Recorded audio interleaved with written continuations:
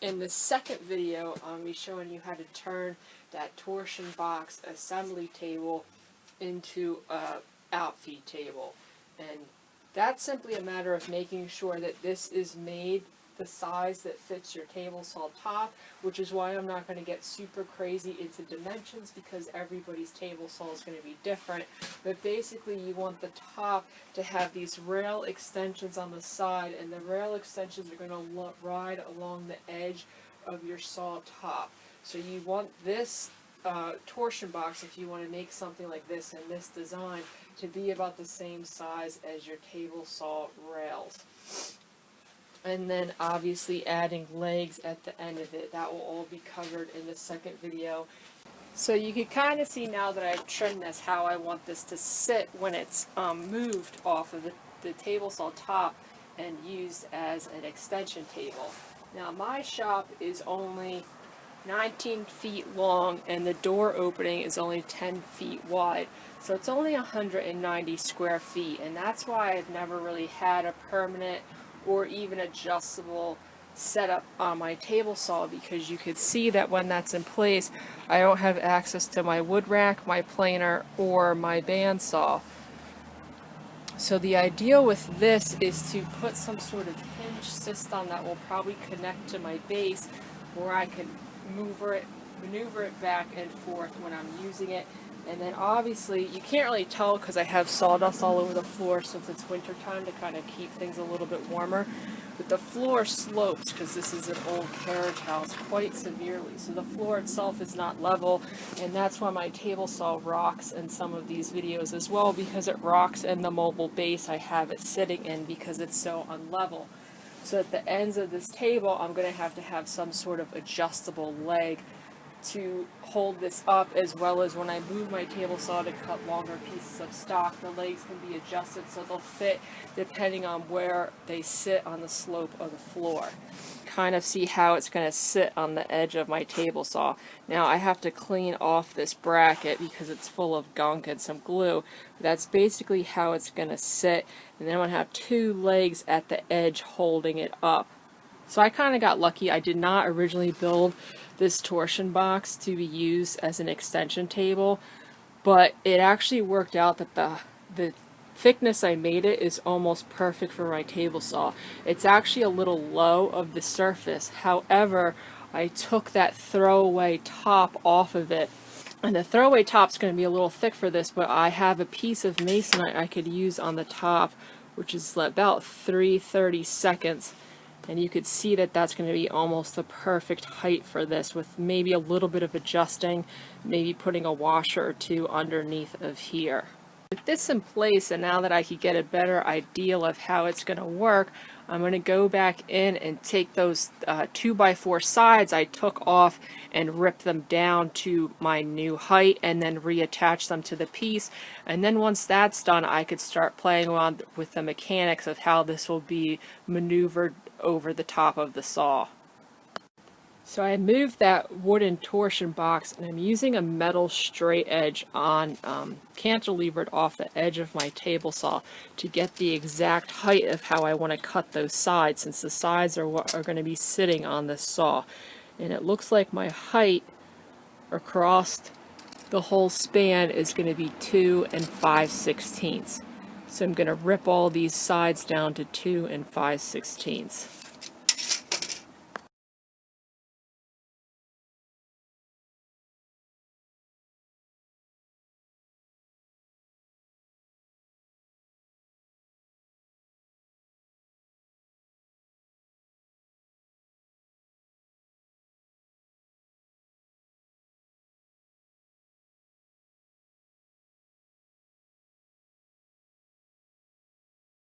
This is what my torsion box looks like all back together without those bottom pieces and shrunken down in size a little bit.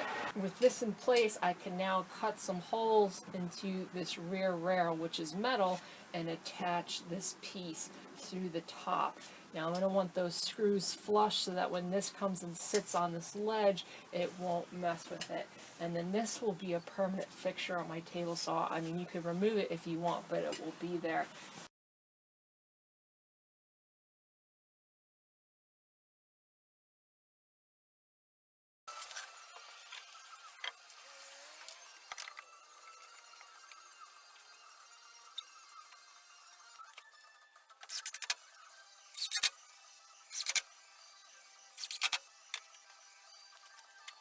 this ledge is now connected, and I used 4 holes, and there was already one at the end here because this table saw you could put a router extension at the end of this rail, so there were already two holes drilled on this side, so that was pretty easy. And I wanted to put bolts through here to go through the bottom to really sure it up, but I didn't have the right size or length ones on me.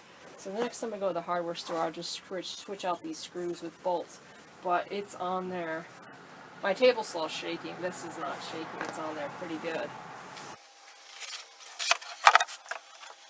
Put this on place using that stool as a dummy leg, and the good news is that it's just about the perfect height. There might be a little bit of changes to make, but as of right now it looks pretty perfect. So I lined it up with the edge of my table saw using this straight edge, because this is the one straight thing in here is the edge of this table saw, and this is going to be the edge I reference off of. Now before I start doing my pins, you can see there's 2 bolts in the back, which is what connect this table saw rail, there's the second one, to the cast iron top of the table saw. So what I'm going to do is, now that this is lined up, I'm going to cut 2 grooves so that this bolt can fit inside this 2x4, and this could sit flush to the back end of my table saw.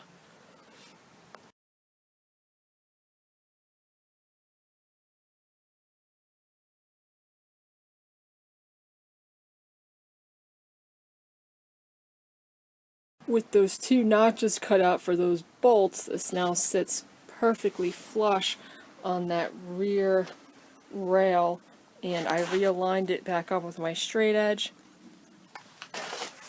When I first started thinking about turning this torsion box into an outfeed table, I kind of thought of these grandiose ideals of how to get this to move on and off my table saw. I kind of played around with a slot and pin joint and even wings to kind of move it on and off, but then finally settled on a very simple method, which is just these 3/4 inch plywood sides.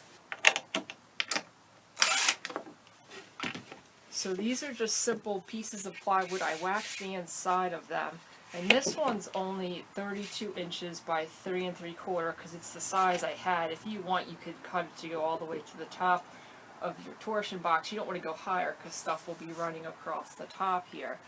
And then I just simply screwed it to the side, and these 2 wings on either side sandwich this top in between the cast iron so it can't rock back and forth and it slides on and off. So after I cut these, in order to mount them, I kind of slid this halfway off the table.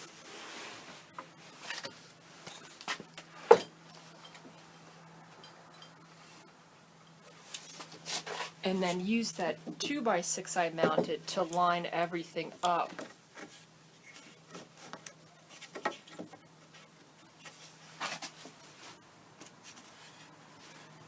And then just screwed everything in.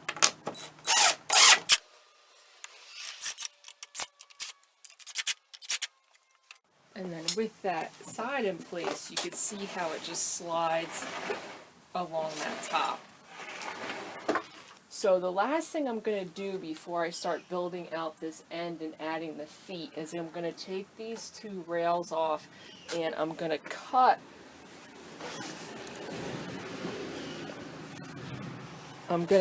a 45 at the tail end so that it slides a little nicer off the edge of this wooden rail instead of just dropping down into place. And I'm also going to taper the bottom so there's less contact surface on top of this 2x6. Just the 2 bottom edges I'm going to taper so it's more of a point on there and it will ride a little nicer. Then I'm going to put wax on everything and start building out this backside for the legs.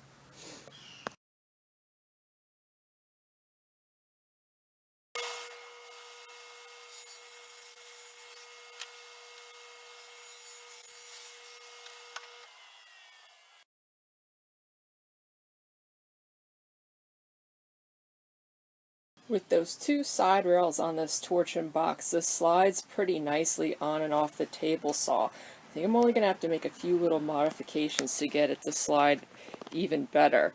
So on this side, I didn't have a huge problem because that rail runs along the solid edge of my cast iron top. But on the other side, there was no solid edge, so the torsion box kind of wanted to do this thing as it rode along the top. So a quick fix for that, and obviously some of these things might have to be adjusted for your style of table saw top, was I just put a piece of wood in between my two table saw rails. And I already had two mounting holes on this rail, just like on the other one, because there you can add a router extension to this table. And I just mounted a scrap piece of 2x6 underneath, and then attached this side rail to it, as well as attached it to the one I already added to the back rail. So now I have a solid edge along this side to run all those pieces along. Now before I'm done, all these hardwood pieces, I'm probably going to plane all the corners to make them round, as well as apply liberal coats of wax to make everything move a little smoother.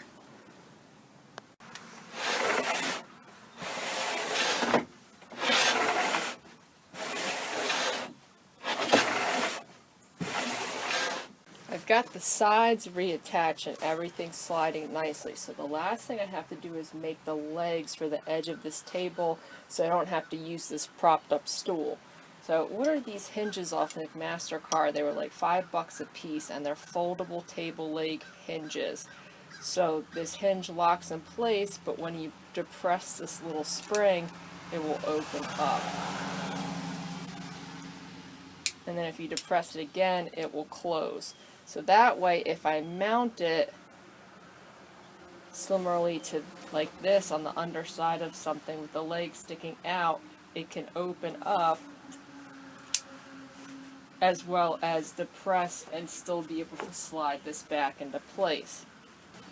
So the first thing I'm going to do is, and this is why I always leave extra wood on stuff like this, is I'm going to put a piece of wood connecting these two rails, because I'm probably going to end up building out a spot here for those legs to collapse into as well as go down.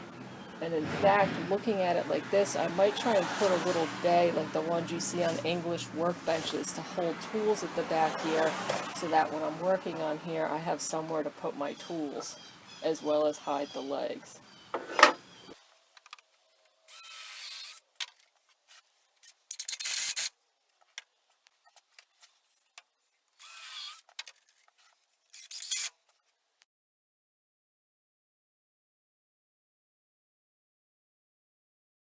Put that torsion box back right side up on my table saw after attaching that piece of MDF, and you could see how now it creates this little bay that you could store tools in.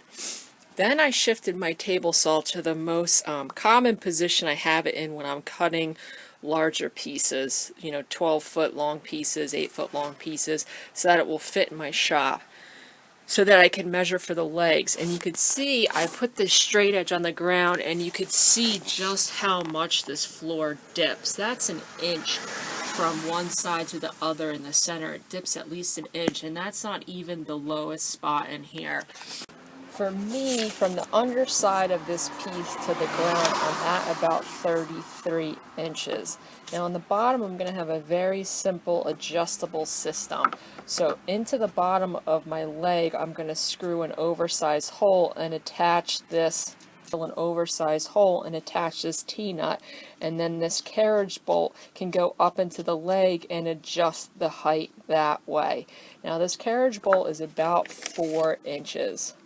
So I'm going to have roughly about 4 inches or so of adjustment to play with on either leg. So my height's at 33, I'm going to make my legs about 30.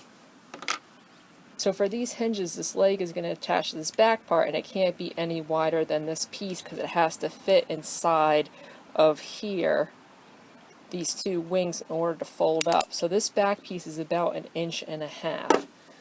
So I have this very long scrap of, I think at one point it was actually a 2x12, and 2x4s, 2x12s, they're all about 1.5 inches wide. I might have to trim it down just a little bit to get it to fit. So I'm just going to take this and cut two pieces on my radial arm saw to 30 inches, and then drill the holes for my T-nuts into the bottom. I've got those two legs trimmed down, and I checked on the inside of my bracket, and this is going to fit fine. So I marked center on the bottoms of both of these, and the T-nut I'm using holds a 3/8 inch bolt, but that means I have to make this opening at least 7/16 for it to fit. So I'm going to go to my drill press and drill a hole that will be at least 4 inches to fit this whole bolt, if I have to, into the bottom of all of these.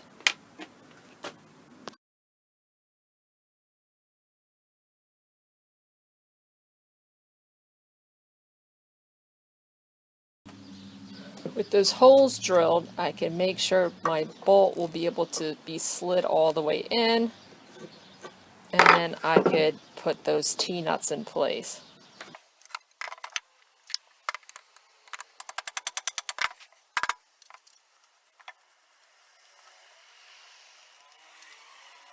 If you've ever used these T-nuts before, you know that when you're threading something in there, they have a tendency to want to pull out of the lumber, especially in end grain.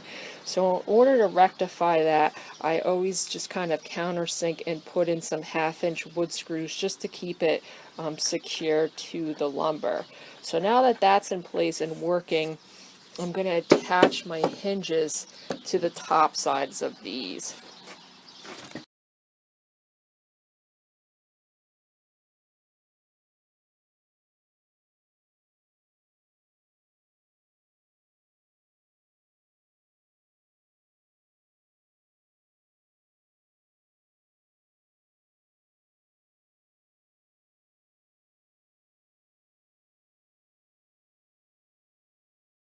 So I attached those legs obviously with this upside down, so I wasn't fighting with gravity, and now I put it right side up, and I'm going to do some test runs to see how it slides and with extending those legs.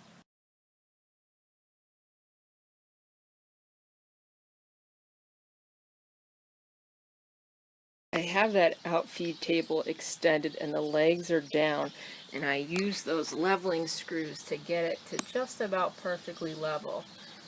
Now, the last thing I'm going to do for this as of right now, I think there might be some little things I tweak down the line, but the last thing I'm going to do is when this is extended, it actually stays pretty well, but this will move around a little bit, especially since everything's not on a level ground.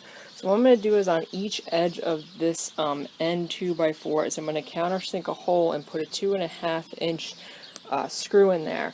So when you lower it, you'll have to add that screw, and if you raise it, you'll have to remove it. And that's just so it doesn't move around. And I think the table saw will move less if the whole piece is connected.